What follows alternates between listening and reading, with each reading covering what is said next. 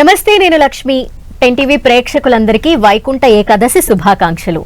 వైకుంఠ ఏకాదశి ప్రాశస్త్యం ఏంటి, వైకుంఠ ఏకాదశి నాడు ఏమేం చెయ్యాలి, ఏమేం చెయ్యకూడదు, లేదంటే ఆచరించాల్సిన నియమాలు ఏమైనా ఉంటాయా, వైకుంఠ ఏకాదశికి ఆ పేరు ఏ విధంగా వచ్చింది అనే విషయాలన్నీ కూడా మనం తెలుసుకుందాం. మనతో పాటు ప్రముఖ ఆధ్యాత్మికవేత్త బంగారయ్య శర్మ గారు ఉన్నారు. నమస్తే అండి. నమస్తే అమ్మా. గురుగారు, వైకుంఠ ఏకాదశి వస్తుందంటేనే ఆలయాలన్నీ కూడా ఎంతో సర్వాంగ సుందరంగా ముస్తాబు చేస్తున్నారు. వైకుంఠ ద్వారం ఓపెన్ అవుతుంది. ఆ వైకుంఠ ద్వారం గుండా భక్తులకి విశేష సేవల్ని అందించడంతో పాటు వారిని ఆ దర్శనాన్ని కూడా కల్పించేందుకు ఏర్పాట్లు జరుగుతూ ఉంటే భక్తులంతా కూడా ఈ సమయం కోసం వేచి ఉంటారు. సంవత్సరంలో ఈ సమయంలో 10 రోజుల పాటు వైకుంఠ ద్వారాలు తెరిచుంచుతారు. సో స్వామివారిని దర్శించుకోవాలి అని చాలా మంది కోరుకుంటూ ఉంటారు. అంతటి ప్రాశస్త్యం కలిగిన ఈ వైకుంఠ ఏకాదశి గురించి మీ మాటల్లో. శ్రీ వైకుంఠ నివాసాయ శ్రీనివాసాయ విష్ణవే వేద వేదాంగ రూపాయ మాధవాయ నమోస్తుతే. చాలా విశేషమైనటువంటి పర్వం వైకుంఠ ఏకాదశి. ఇది ఎంత అద్భుతమైనటువంటి సమయమయ్యా అంటే సాక్షాత్తు విష్ణుమూర్తి మనందరినీ అనుగ్రహించడానికి భూమి మీదకి వచ్చినటువంటి రోజు, ఆయన కృపని మనకు తెలియపరిచినటువంటి రోజు. ఇలాంటి రోజున ఎవరు వైకుంఠద్వారం గుండా ఆ స్వామిని దర్శించడానికి వెళ్తారో అది చాలా విశేషం. 2, విభీషణుడి వల్ల ఈ వైకుంఠ ఏకాదశి వచ్చింది అని 2వ కథ. అదేవిధంగా ఇవాల్టి రోజున ఈ ఏకాదశి 3 కోట్ల ఏకాదశులతో సమానము అని ఇంకొక కథ. ఇలా అనేకమైనటువంటి స్వర్గానికి చేరతారు అనేది ఒక కథ. అనేక నామాలతో ఈ ఏకాదశి చెప్పబడుతుంది. ఈ ఏకాదశి ఒక్కరోజు ఎవరు శ్రీమన్నారాయణుణ్ణి ప్రార్థన చేస్తారో, దర్శనం చేసుకుంటారో వాళ్ళందరూ కూడా పరిపూర్ణంగా విష్ణు అనుగ్రహానికి పాత్రలవుతారు. అది దీని ప్రత్యేకతమ్మ. అంటే మా అందరికీ తెలిసింది వైకుంఠ ద్వారం గుండా స్వామివారిని దర్శించుకోవాలి, ఈ రోజు మంచి జరుగుద్ది, ఇక్కడి వరకే తెలుసు. అయితే ఈ వైకుంఠ ఏకాదశిని ఏ విధంగా అర్థం చేసుకోవాలంటారు? వైకుంఠ ఏకాదశి ఒక మహత్తరమైనటువంటి కథ ఉంది పురాణాల్లో. అదేమిటి అంటే, ఒక సందర్భంలో శ్రీమన్నారాయణుడు ప్రశాంతంగా ఆయన వైకుంఠంలో ఆనందంగా ఉన్న సందర్భంలో మురా అనేటటువంటి ఒక రాక్షసుడు భూమి మీద ఎక్కడలేనటువంటి ఉత్పాతాలు, దారుణాలు, ఘోరాలు చేయడం మొదలుపెట్టాడు. భక్తులందరినీ రకరకాలుగా హింసించడం, బాధ పెట్టడం. ఇది తట్టుకోలేక దేవతలు, ఋషులు అందరూ కలిసి వైకుంఠానికి వెళ్ళి శ్రీమన్నారాయణుణ్ణి ప్రార్థిస్తే ఈ ఏకాదశి రోజున స్వామి భూమి మీదకి వచ్చి ఆ మురా అనేటటువంటి రాక్షసుణ్ణి సంహరించి అందరికీ ఆనందాన్ని కలిగించాడు. ఆ మురా అనేటటువంటి రాక్షస బాధ తప్పినందుకు గాను ఆ వైకుంఠనాథుడే ఈ భూమి మీదకి వచ్చాడు అని వైకుంఠ ఏకాదశిగా దీనిని ఒక కథలో విశేషంగా చెప్పుకోవడం జరుగుతుంది. ఇవాల్టి రోజున స్వామిని గుళ్ళో దర్శించుకుంటే సాక్షాత్తు వైకుంఠంలో శ్రీమన్నారాయణుణ్ణి దర్శించుకుంటే ఏ ఫలం వస్తుందో అదే ఫలము లభిస్తుంది అని పెద్దలు చెప్తారు. కాబట్టి అలాంటి మహత్తరమైనటువంటి వైకుంఠ ఏకాదశి నాడు ఎవరు స్వామిని ఈ ఉత్తర ద్వారం గుండా వెళ్ళి వైకుంఠ ద్వారం గుండా వెళ్ళి దర్శించుకుంటారో వాళ్ళందరూ కూడా చరితార్థులు, ధన్యులు అయి వైకుంఠాన్ని పొందుతారు చివరిలో అని ప్రతీతి. వైకుంఠ ఏకాదశి నాడు వైకుంఠ ద్వారం గుండా స్వామివారిని దర్శించుకోవటం అనేది ప్రాశస్త్యం. అలాగే మీరు చెప్పిన కథ అంతా కూడా కొంతమందికి తెలుసు. అయితే ఈ వైకుంఠ ఏకాదశిని ఇతరత్ర నామాలతో కూడా పిలుస్తారు. వాటి గురించి కూడా ఒకసారి. ఈ వైకుంఠ ఏకాదశికి ముక్కోటి ఏకాదశి అని ఒక పేరు. అలాగే స్వర్గ ఏకాదశి, ఈ స్వర్గ ఏకాదశి విశిష్టత ఏమిటయ్యా అంటే, పితృదేవతలందరూ మరణించి ఉంటారు, వాళ్ళు దక్షిణాయనంలో కాలం చేసి ఉంటారు. ఈ దక్షిణాయనంలో కాలం చేసినటువంటి వాళ్ళందరికీ వైకుంఠం లోపలికి వెళ్ళటానికి ఇవాల్టి రోజున ద్వారాలు తెరవబడతాయి. కాబట్టి కాలము చేసినటువంటి పెద్దలందరూ కూడా వైకుంఠ మార్గంలోకి వెళ్ళేటటువంటి రోజు ఈ రోజు. అందుకని దీనిని వైకుంఠ ఏకాదశి అంటారు. ఈ వైకుంఠ ఏకాదశి రోజున మనం అందరము దీన్ని ముక్కోటి ఏకాదశిగా, స్వర్గ ఏకాదశిగా కూడా చెప్పుకుంటాం. అందులో భాగమే ఈ పితృదేవతలందరూ పుణ్యాన్ని బట్టి స్వర్గలోకానికి చేరుతారు. మరీ పుణ్యం వచ్చిన తర్వాత ముక్కోటి ఏకాదశి ఉత్తర ద్వార దర్శనం అని విశేషంగా చేస్తూ ఉంటారు. దీనిని 3 కోట్ల ఏకాదశులతో సమానం అంటారు. ఒక ఏకాదశి కాదు, సాధారణంగా ఒక సంవత్సరానికి 24 ఏకాదశులు వస్తాయి. అదే అధిక మాసం వస్తే 26 ఏకాదశులు వస్తాయి. కానీ ఈ ఒక్క ఏకాదశి 3 కోట్ల ఏకాదశులతో సమానము అని చెప్తారు. ఇంకొకటి చాలామందికి అనుమానం వస్తుంది, ఏమండి దేవతలు 33 కోట్లు కదా, మరి 3 కోట్ల దేవతలకే మనం ఏకాదశి అని చెబితే మిగతా 30 కోట్ల మంది పరిస్థితి ఏమిటి అంటారు. కాదయ్యా, ఈ 3 కోట్లతో సమానమైనటువంటి ఏకాదశి నాడు ఎవడు స్వామి దర్శనం చేసుకుంటాడో వాడు 33 కోట్ల మంది దేవతల అనుగ్రహానికి పాత్రుడవుతాడు అని ముక్కోటి ఏకాదశిగా పెద్దలు దీన్ని చెప్తారు. ఇక వైకుంఠ ఏకాదశి, వైకుంఠ ఏకాదశికి ఇందాక ఒక కథ చెప్పుకున్నాం, దీనికి ఇంకొక కథ కూడా ఉంది. అదేమిటి అంటే, ఇది చాలా పెద్ద కథ. సాక్షాత్తు బ్రహ్మదేవుడు ఒక సందర్భంలో ఆ వైకుంఠనాథుడు అలా శయనించి ఉన్నప్పుడు ఒక పద్మము ఆయన నాభిలోంచి వచ్చింది. ఆ నాభిలోంచి చతుర్ముఖాలతో కూడినటువంటి బ్రహ్మదేవుడు వచ్చాడు. వచ్చి ఆ బ్రహ్మదేవుడు స్వామికి నమస్కరించుకొని, స్వామి నాకు అన్నీ అర్థమవుతున్నాయి, మీరు చెప్పిన శాస్త్రాలు, మీ ముఖతః వచ్చే అన్ని విద్యలు అర్థమవుతున్నాయి, కానీ జ్యోతిష శాస్త్రం అర్థం కావట్లేదు అన్నాడు. అనేటప్పటికీ అయ్యో అవునా అని చెప్పి స్వామి ఒక్కసారి అతని కన్నులలోకి అవలోకన చేస్తూ అక్కడ సమస్తమైనటువంటి దేవతలు, దేవేరులు అందరితోటి కలిపి ఒక దర్శనాన్ని ఇచ్చాడు. ఆ ఇచ్చినటువంటి దర్శనం వల్ల బ్రహ్మదేవుడికి జ్యోతిష శాస్త్రం అర్థమైంది. అయితే ఆ దర్శనం ఇచ్చినటువంటి రూపాన్ని మెల్లిగా ఇక్ష్వాకు వంశస్థులు ఆ రూపాన్ని తెచ్చిపెట్టుకున్నారు. ఈ రూపం చాలా కాలం కొలవబడ్డది, రామచంద్రమూర్తి దగ్గరికి కూడా చేరింది.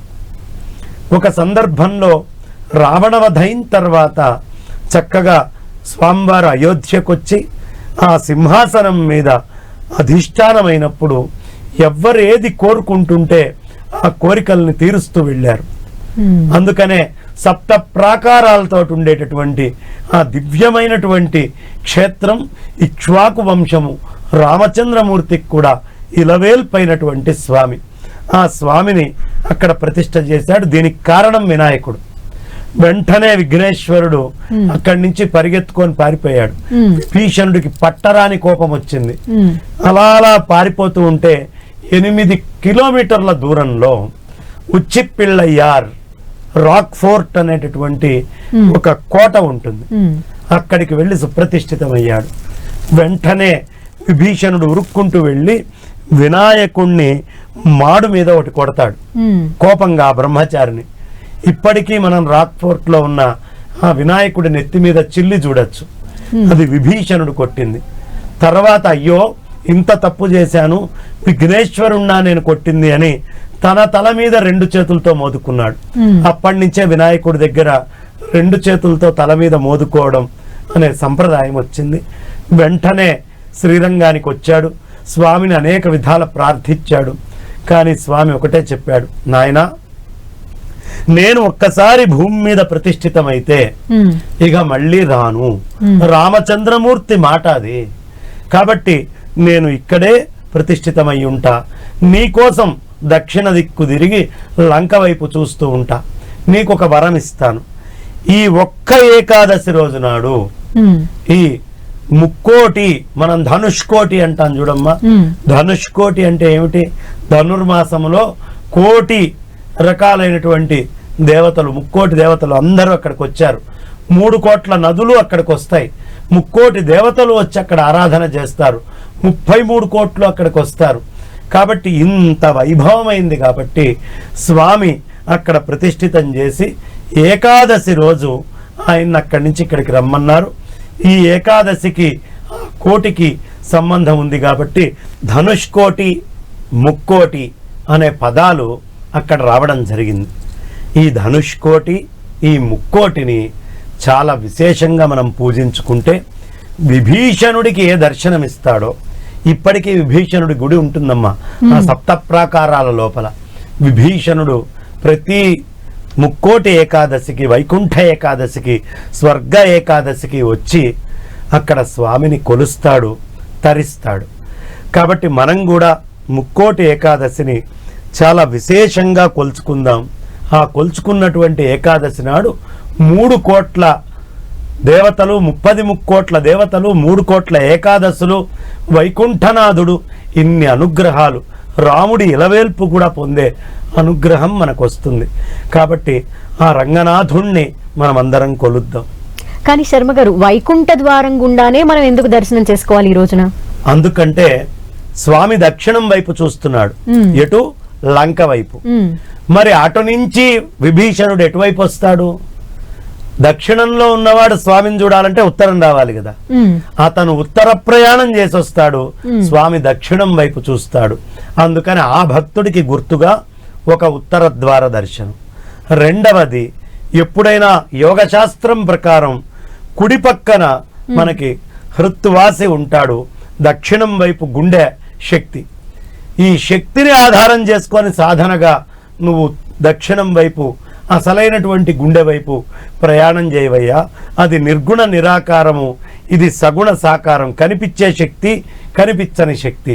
అందుకని ఈ రెండిటిని మనకి సమన్వయం చేస్తూ ముక్కోటి ఏకాదశిని ఉత్తరం వైపు నుంచే దర్శనం చేసుకోవాలి అని పెద్దలు చెప్తూ ఉంటారు. మీరు అన్నట్టు అనేక ఏకాదశులు ఉన్నాయి. ఆ ఏకాదశులన్నిటిలోనూ ఎందుకు ప్రత్యేకత అనేది కూడా తెలియజేశారు. అయితే మనం తొలి ఏకాదశి అని కూడా జరుపుకుంటాం, ఆ రోజు కూడా విశిష్టమైన పూజలు చేసుకుంటాం ఇంట్లో అయినా కూడా.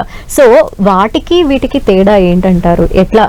తొలి ఏకాదశి స్వామి సాక్షాత్తు శ్రీమన్నారాయణుడు ఆయన యోగ నిద్రలోకి వెళ్ళేటటువంటి రోజు.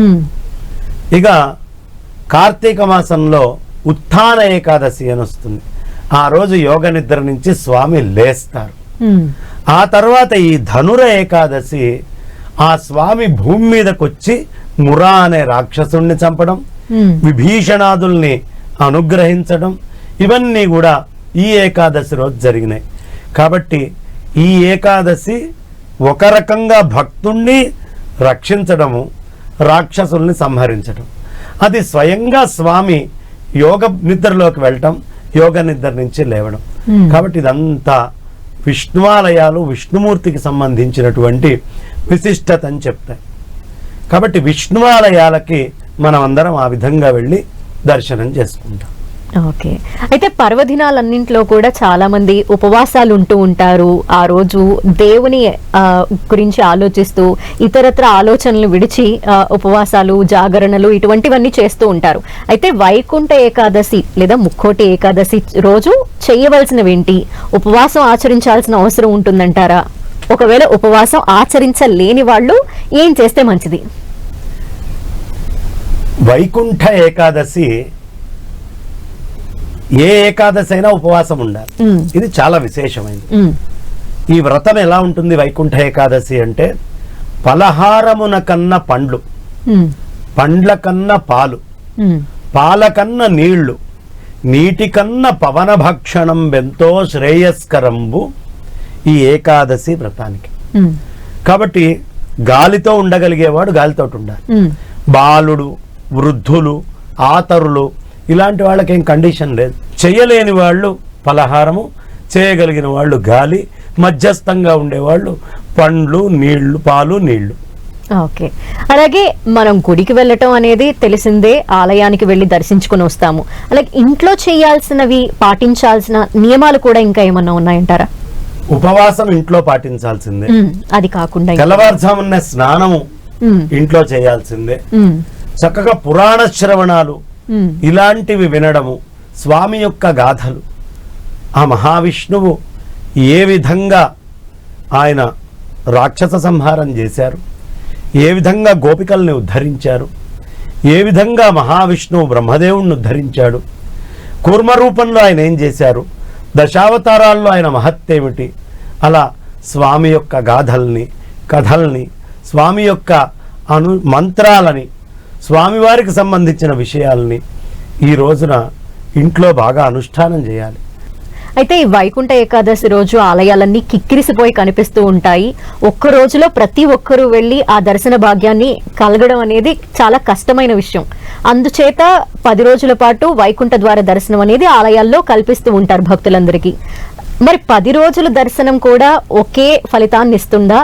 ఈ వైకుంఠ ఏకాదశి రోజు ఏదైతే ఏకాదశి అనే పదం వాడినప్పుడే అది ఏకాదశి, ద్వాదశి కాదు, త్రయోదశి కాదు. ఏకాదశి రోజునే ప్రధానంగా మనం అందరం ఆచరించుకోవాలి. ఈ ఏకాదశి రోజు ఆచరించుకుంటే దానికి సంబంధించినటువంటి శుభ ఫలితాలన్నీ కూడా మనం పొందడం జరుగుతుంది. ఇక మిగతా ద్వాదశి అవన్నీ కూడా ప్రత్యామ్నాయాలు. మనం ఊరు నుంచి వెళ్ళేటప్పుడు ఏకాదశి తిథి మంచిదండి అని బయలుదేరుతాం. ఊరికి చేరేటప్పటికి 3 రోజులు 4 రోజులు అవుతుంది. అయినా ఏకాదశి రోజే బయలుదేరానండి అని చెప్పుకున్నట్టుగా ఏకాదశి రోజే నేను ఆరంభం చేశానండి, ఏ తిథి వచ్చినా మీరు అనుగ్రహించండి అని దండం పెట్టుకోవచ్చు. ఈ రోజు విష్ణు సహస్రనామాన్ని జపిస్తూ ఉంటారు. ఇది కాకుండా ఇంకేదైనా మంత్రాన్ని జపించడం మంచిది అంటారా? విష్ణు సహస్రనామంలో అన్నీ ఉన్నాయి. మొట్టమొదటి నామమే విశ్వం. ఈ విశ్వం అర్థమైతే రెండో నామం అవసరం లేదు.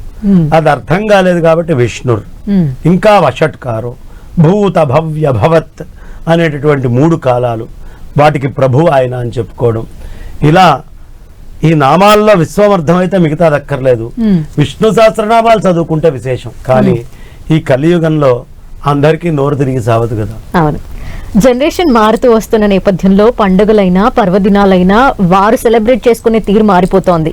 ఈ నేపథ్యంలో ఇప్పటి జనరేషన్ కి, ఇప్పటి పిల్లలకి, యువతకి అర్థమయ్యేలాగా వాళ్ళు ఏం నేర్చుకోవాలంటారు ఈ పండుగ ద్వారా, ఈ పర్వదినం ద్వారా? పూర్వకాలం వాళ్ళకంటే ప్రస్తుతం ఉన్న జనరేషన్కి ఈ పండగ ఎక్కువ అవసరం. వాళ్ళు ఏదో పాపం ఇళ్లల్లో కట్టెల పొయ్యి మీదో స్టవ్ల మీదో ఏదో ఇంట్లో వండుకున్నది తిని తృప్తిగా ఉండేవాళ్ళు.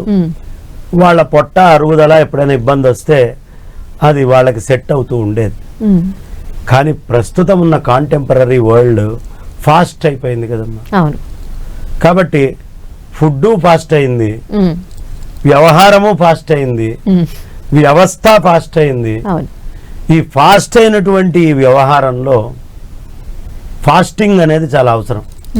అయితే ఆలయానికి వెళ్ళి వైకుంఠ ద్వారా దర్శనం చేసుకొని వస్తేనే మనకి కలిగే ఫలితాలన్నీ ఉంటాయంటారా? లేదంటే ఇంట్లో కూడా భక్తి శ్రద్ధలతో స్వామివారిని పూజించుకుని ఉపవాసం చేసి సేమ్ ఫలితం ఉంటుందంటారా? ఒంట్లో ముందు ఉత్తరం నుంచి దక్షిణానికి వెళ్ళాలి. అంటే సగుణ సాకారమైనటువంటి శక్తి నుంచి నిర్గుణ నిరాకార పరమాత్మ దాకా ప్రయాణం చేయాలి. సరిగమ పదని సగుణ సాకారం మొదటి పదని చివరిదేంటి నిర్గుణ నిరాకారం. అక్కడ దాకా నీ శబ్దం ప్రయాణం అవుతూనే ఉండాలయ్యా అని చెప్పారు. కాబట్టి ఇంట్లో అయినా స్నానం చేసి ఉత్తరముఖంగా వెళ్ళి స్వామివారి వైపు నువ్వు ఉత్తరముఖం వైపు ఉండు, స్వామిని దక్షిణముఖం వైపు పెట్టుకో, ఈ ఒక్కరోజు దర్శనం చేసుకో.